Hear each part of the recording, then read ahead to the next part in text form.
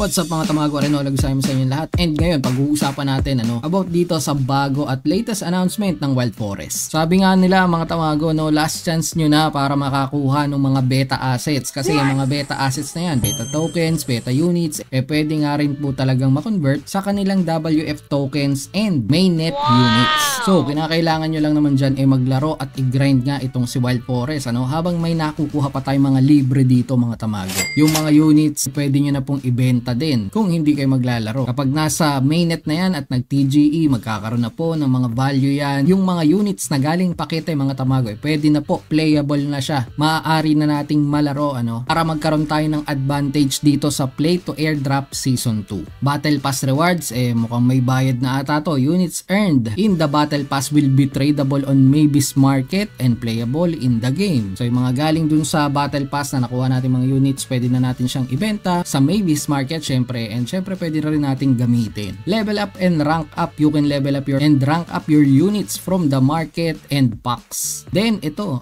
convert beta units, use the Forge. So may tinatawag silang the Forge to convert beta units papunta dun sa mainnet talaga. So ilalabas pa nila yung kanilang announcement regarding dito. So alamin natin yung mga detalye sa susunod nilang updates. So basic na yan, ginagawa na natin yan ngayon. Ang beta token mga tamago, yung mga token na naandyan sa loob ng game is 4:1 ratio. Kagaya nga ng sinabi natin last time. So yan ay maipapalit dito sa link na to mga tamago. Ilalagay ko na lang din yung link dyan sa baba. Ilagay nyo sa loob ng pinaka game para automatically converted na raw yun. Ayan ang sabi rito. Sa ngayon nga kasi mga tamago, off-chain po yun. So hindi nyo mapapakinabangan kung nasa labas lang yan ang inyong mga wallet, yung mga beta tokens nyo. So syempre, ito naman ang pwede natin gawin dyan. Kung nasa loob na ng game, pwede nating ipagpa-level yan, ipagpa-rank up at ipambili ng battle pass. Ito nga sabi, you will be able to buy a premium battle pass for off-chain WF. Or kung gusto nyo naman, pwede naman tayo mag-intay ng TGE. Pwede nating ipalit na yun talaga,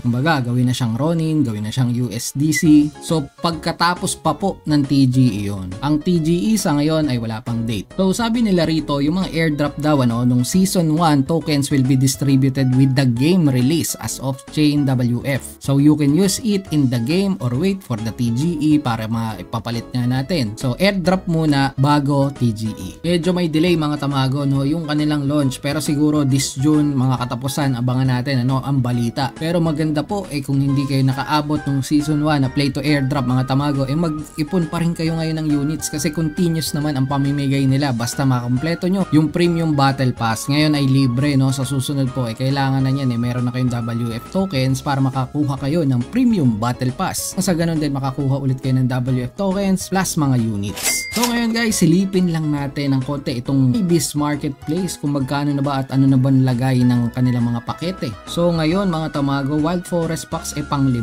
ang Lords is pang 6, at ang units na wala sa top 10 mga tamago, yung skins asahan na natin yan, bababa talaga yan, pero at least okay pa rin naman at maganda ang kanyang growth. So silipin natin itong mga Wild Forest Lords kasi ang alam ko sa pagbili ng token mga tamago magkakaroon daw ng Lord staking. The more Lord na may i-stake ka the more na tokens ang mabibili mo. So naandito na nga ang pinakamababa po ngayon. Floor price is $936. Napakalaki pa rin mga tamago. I think tataas pa tong mga rares na to, lalong lalo na kapag malapit na po ang bilihan ng mga token. Pero syempre sarili ko lang speculation niya. Alam niyo naman pagdating sa mga presyo, pabago-bago yan kapag naandito kayo sa GameFi, especially sa crypto world. Sa tingin ko mga tamago, itong laro na to nagbabase sa leaderboard, palakasan ng units, pataasan at pagalingan. Kumbaga syempre kahit maganda ang deck mo, kung kulang ka naman sa skills at hindi mo alam ang pasikot-sikot